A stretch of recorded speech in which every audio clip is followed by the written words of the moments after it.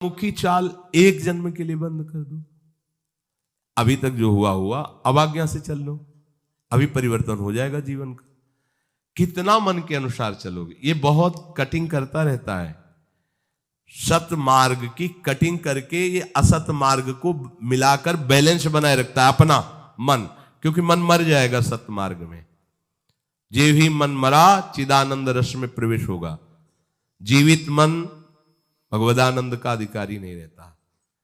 जीवित मन अर्थात विषय स्फुरणा वाला तो मरना नहीं चाहता। उपासक मारना भी नहीं चाहता। पर ये बात समझ लो, सब जगह अहिंसा, लेकिन इस जगह हिंसा हमें करनी ही होगी। जो सब जगह अहिंसा धर्म का पालन करते हैं वो इस यहां हिंसा करते हैं, मन को मारते हैं। सब जगह हिंसा करते हैं, जो एक जगह ये अहिंसा व्रत लिए हो कि मन को नहीं मारते, वही दुर्गति को प्राप्त। एक की हिंसा करनी होगी, मन की, मन को मारना होगा।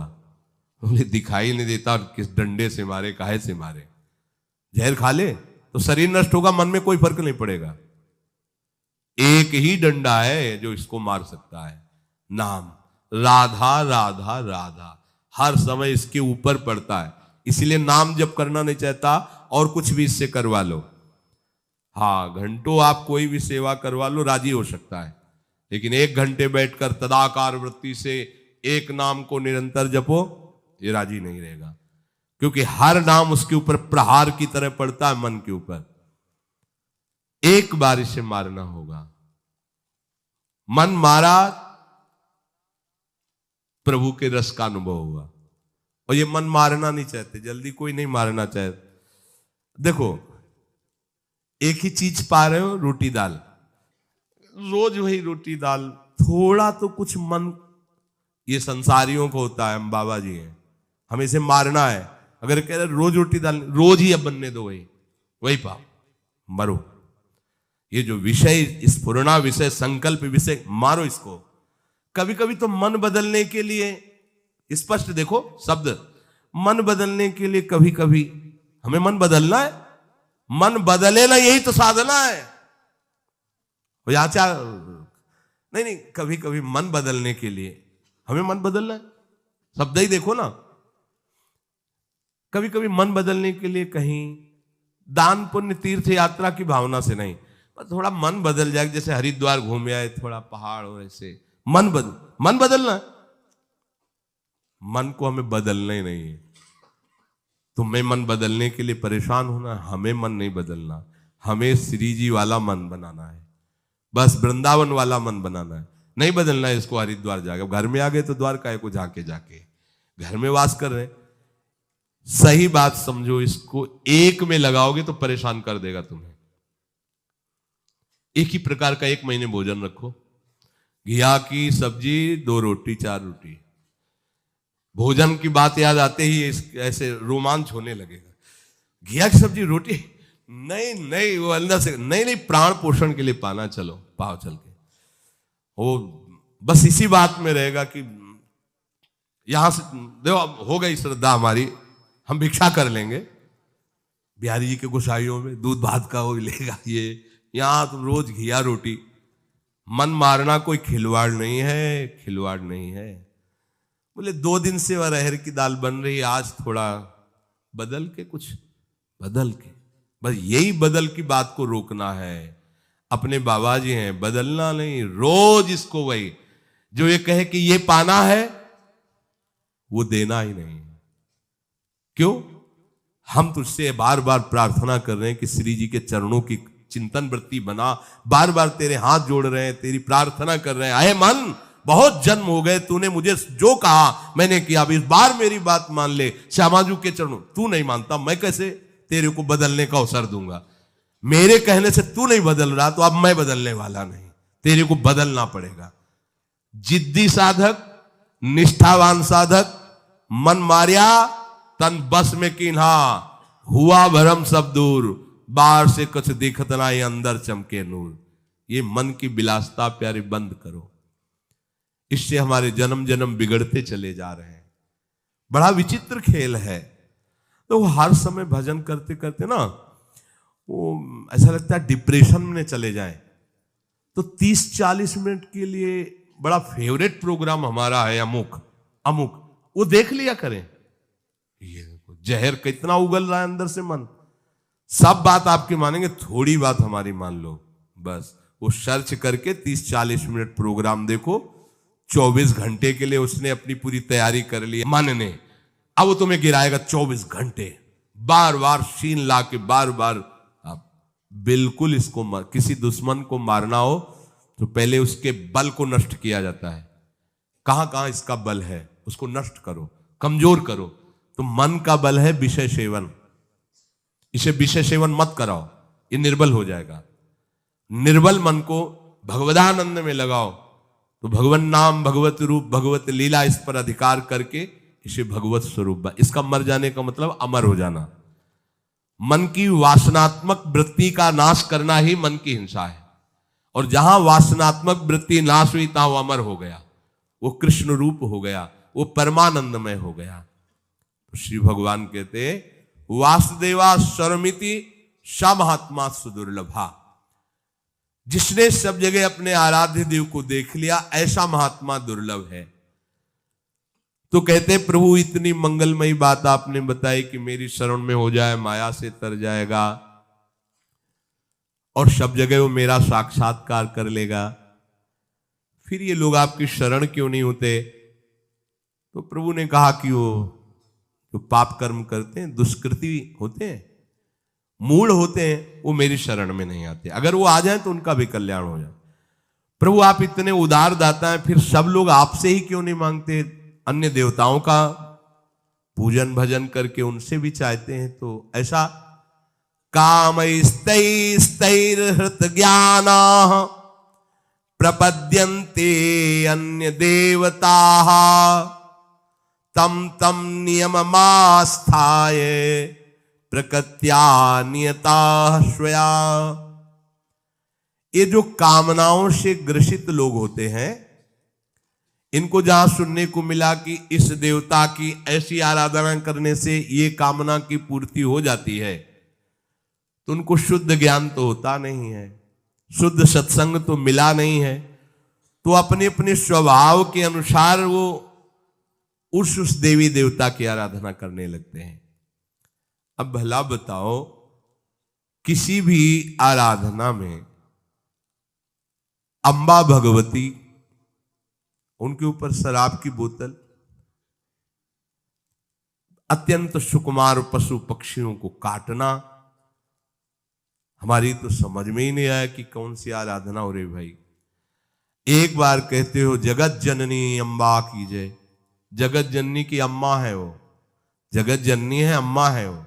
जितनी माता है उनकी भी अम्मा है वो, सब बच्चों की वो माँ है, चाहे वो बड़ा हो, बूढ़ा हो, जड़ हो, चैतन्य हो, जगत जननी। भला माँ अपने बच्चे का गला कटते देख करके कैसे प्रसन्न हो सकती है? मुझे तो आज तक ये बात समझ में नहीं आई कि ये लोग कैसी मूढ़ता करते हैं। परम पावन महादेव जी के अर्धांग में विराजमान भगवती भला मदिरा का भोग कैसे स्वीकार करेंगी? शराब कैसे पिएंगी?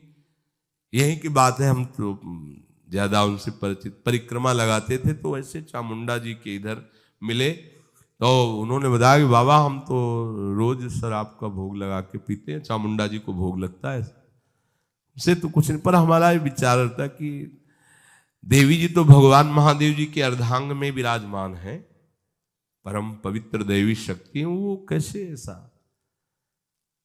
अब आप अगर वो प्रसाद पीते हो, आपको माँ का भाव आ रहा हो, दर्शन हो रहा हो, तो हमें बताओ। इसका मतलब है आप अपनी मन मानी करते हैं। शास्त्रों में तो किसी भी देवता या देवी को प्रसन्न करने के लिए जब तक आराधना कर रहे हो तब तक निर्विषय होने की बात पाई हमने, जहां जहां आराधना पाई। ऐसी आराधना तो हमने दैत्यों की भी नहीं देखी कि वो शराब पी करके कोई काम कर रहे हैं। एक ब्रह्म ऋषि की तरह उनकी जीवनचर्या हुई है जब उन्होंने कोई भी अनुष्ठान किया है। ये जो कामना से बुद्धि अपरीत हो गई है, वो लोग प्राय ऐसा कि अमुक बलि दे दो तो तुम्हारे पुत्र हो जाएगा, दूसरे के बच्चे को छीन कर तुम काट रहे हो, चाहे बकरा ही हो, मुर्गा हो, तुम्हारे बच्चा पैदा हो जाएगा। अरे वो अगर बच्चा तुम्हारे प्रारब्ध में नहीं लिखा है ना तो नहीं होगा, अगर होगा भी तो ऐसे कृत्य के कारण वो तुम्हें जीवन में कभी सुख चैन नहीं लेने देगा, कभी तुम्हारी शांति नहीं आने देगा, हर समय तुम्हें अशांत और जलना होगा। अधर्म से किया हुआ जो भी अनुष्ठान है उसका परिणाम विनाशकारी और दुखदायी होता है। भगवान कहते हैं ये ज्ञान इनका अपहरण हो चुका होता है कामना के कारण। ये अपने अपने स्वभाव के अनुसार उस देवता का, उनकी आराधना के नियमों को धारण करते हैं और देवताओं की शरण होकर अपनी अपनी कामनाओं की पूर्ति चाहते हैं, क्योंकि इनका लक्ष्य केवल लोक परलोक की भोग वस्तुएं ही है जो क्षणिक है, कुछ समय के लिए है।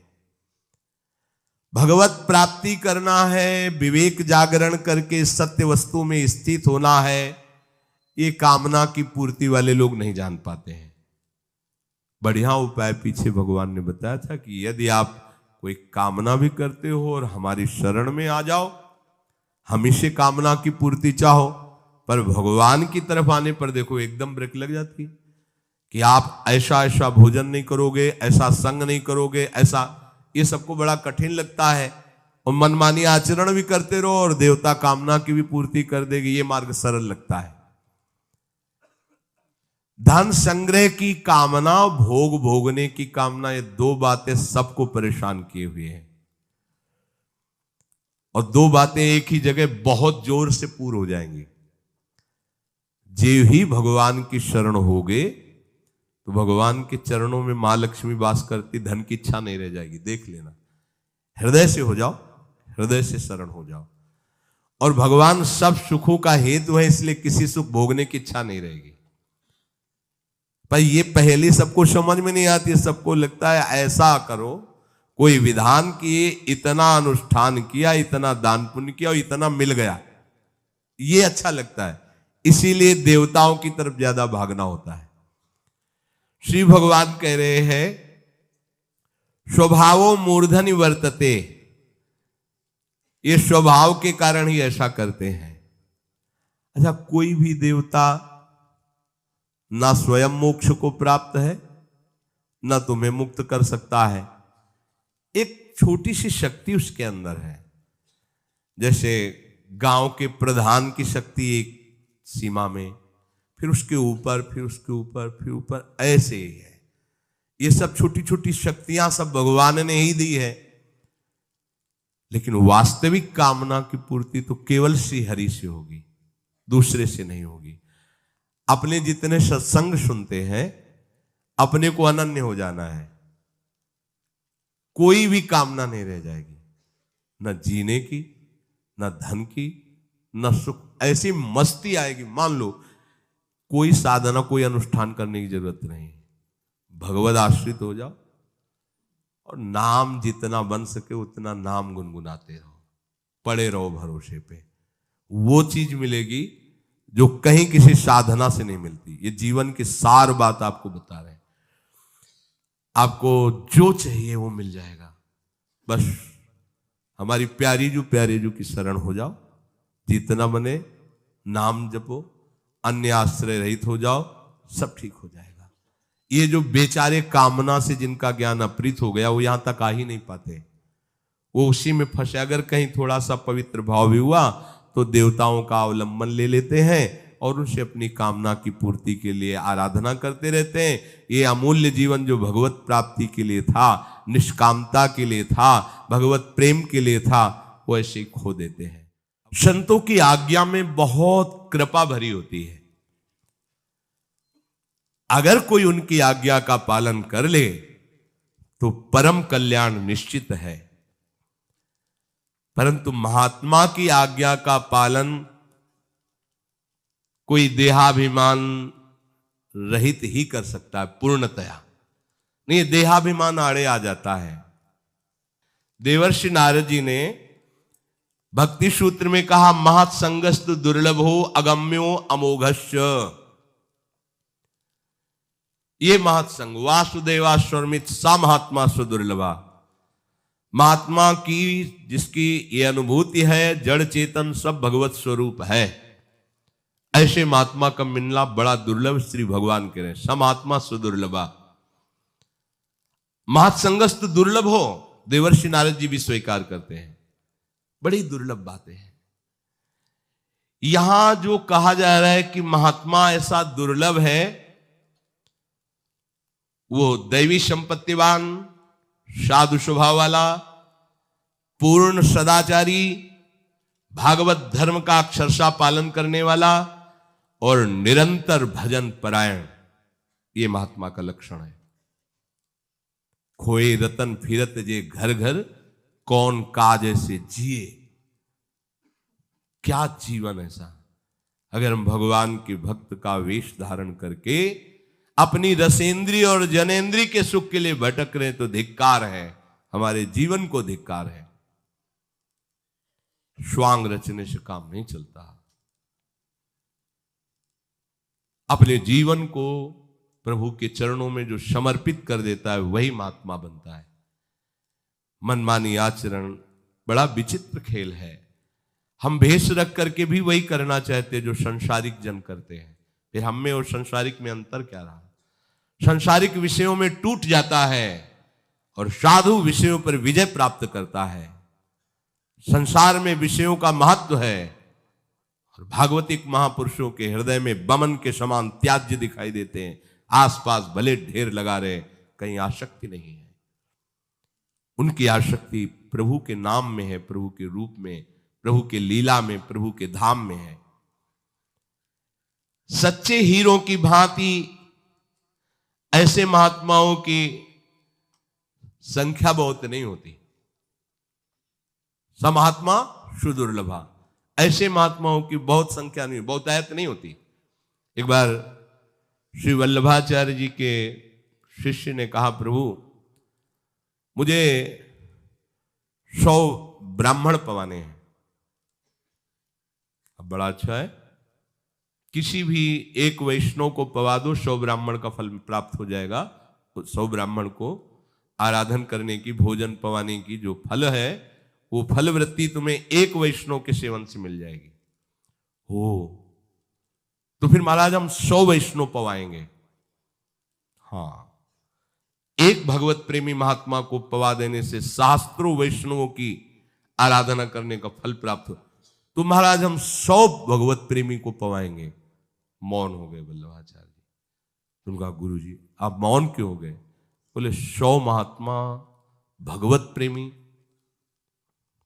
असंभव, 100 संख्या में असंभव बोल दिया था वल्लभाचार्य जी ने कि आप ढूंढो और 100 महात्मा मिल जाए भगवत प्रेमी, असंभव।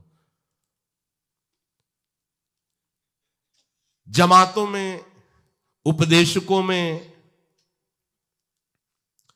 खोज करने पर आपको सदाचारी मिल सकते हैं, कर्मकांडी मिल सकते हैं, ज्ञानी मिल सकते हैं, प्रवचनकर्ता मिल सकते हैं, लेकिन भगवत प्रेमी महात्मा जो सर्वत्र भगवत अनुभूति से तृप्त है, जिनकी दृष्टि में ब्रह्म के सिवा कुछ नहीं है, ऐसे तो केवल हरि की कृपा से मिलते हैं।